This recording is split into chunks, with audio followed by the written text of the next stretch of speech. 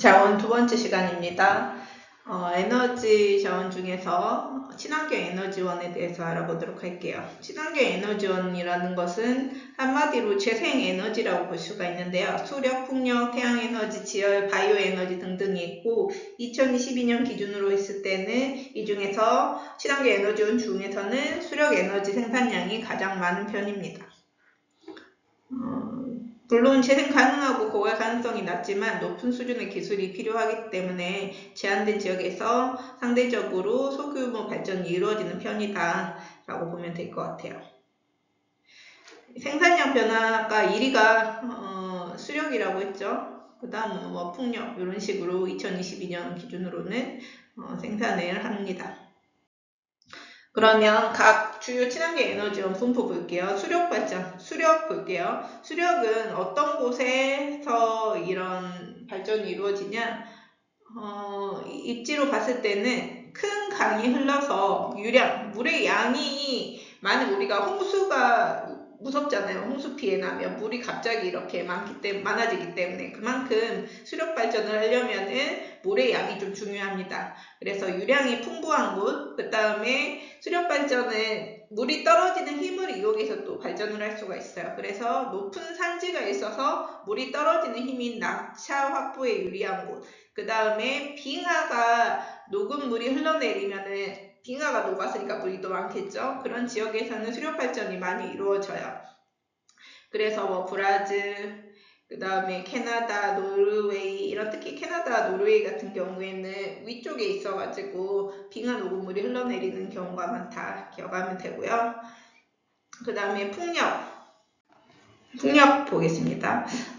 또 브라질이 궁금할 수도 있는데 브라질 같은 경우에는 브라질 고원이 있어가지고 고원은 높은 곳에 위치한 평원이잖아요. 거기에서 자연스럽게 폭포 같은 게 있어가지고 낙차가 큰 지역이 있기도 하고 세계에서 가장 유량이 많은 아마존 강이 브라질을 지나가기 때문에 또 그렇기도 합니다. 풍력 볼게요. 바람의 힘이잖아요. 이거는 바람은 어디에나 좀 부는 편이니까 다른 지역에 비해선 다른 친환경 에너지원에 비해선 지형 제약이 적긴 하지만 어느 곳에나도 풍력 발전을 할 수는 없죠. 바람이 일정하면서 강한 바람이 지속적으로 부는 게 중요해요. 그래서 산, 그 다음에 바닷가 쪽에 있지 않은 편이고 독일, 영국 같은 경우에 풍력 발전이 좀 많이 이루어지는 편입니다. 독일, 영국 같은 경우에는 편서풍이 또 지속적으로 불기 때문에 또 가능하죠. 그 다음에 태양에너지는 일사량이 많은 지역, 대표적으로 우리가 지중해성 기후에 대해서 배웠는데 지중해 기후 지역에서는 굉장히 태양에너지가 강합니다. 그래서 그 지중해 쪽에 위치한 에스파냐, 이탈리아 등에서는 태양에너지가 주요 친환경 에너지원으로 분포하고요.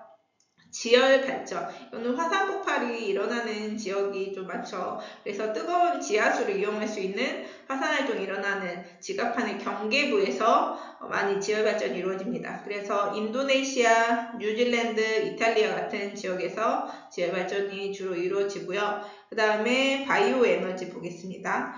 바이오 에너지는 여기에서 쉽게 말해서 살아있는 생물체, 식물이든 동물이든 미생물이든 이런 살아있는 생물체나 유기성 폐기물을 활용해서 만드는 친환경 에너지인데요. 우리가 예전에 그 옥수수 자원에 대해서 할 때 바이오 연료로서 옥수수를 쓴다 이런 얘기를 한 적이 있어요. 그래서 미국, 브라질 같은 경우에는 옥수수 생산이 많은 나라다 보니까 옥수수를 이용한 바이오 연료 같은 거를 많이 생산한다라고 한 적도 있습니다. 그래서 바이오 에너지는 농산물이나 임산물, 숲에서 나오는 거 그런 거 생산량이 많아서 식물이나 미생물을 활용해가지고 바이오 에너지를 생산한다.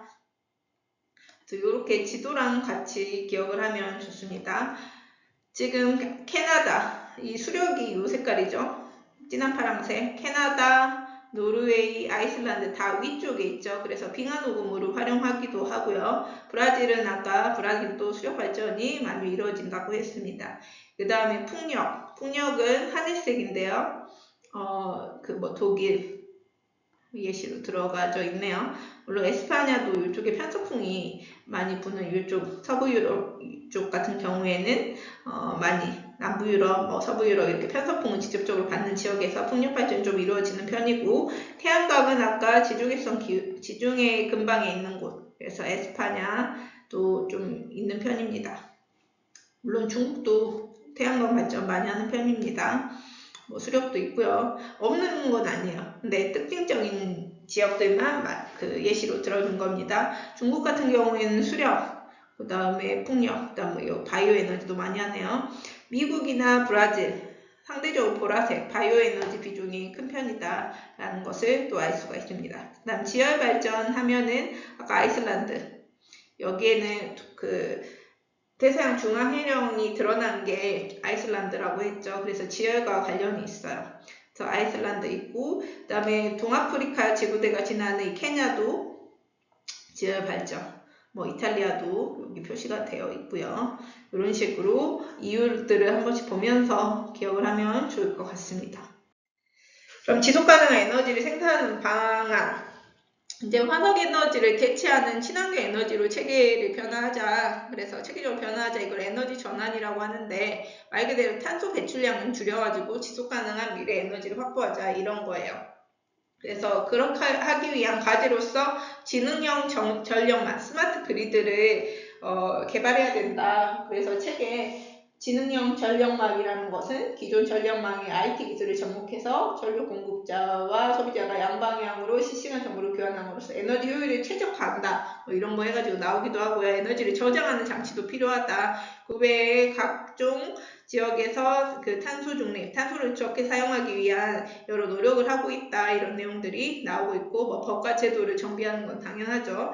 그 다음에 지금 자원과 관련해가지고 여기 한번 보라고 했는데, 관련해서 자료 하나만 가져왔습니다.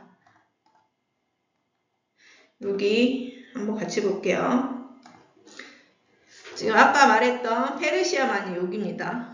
바다가 육지 쪽으로 들어가 있는, 여기 전 시간에 페르시아만 계속 강조했었죠. 석유 많이 묻혀 있다 하면서.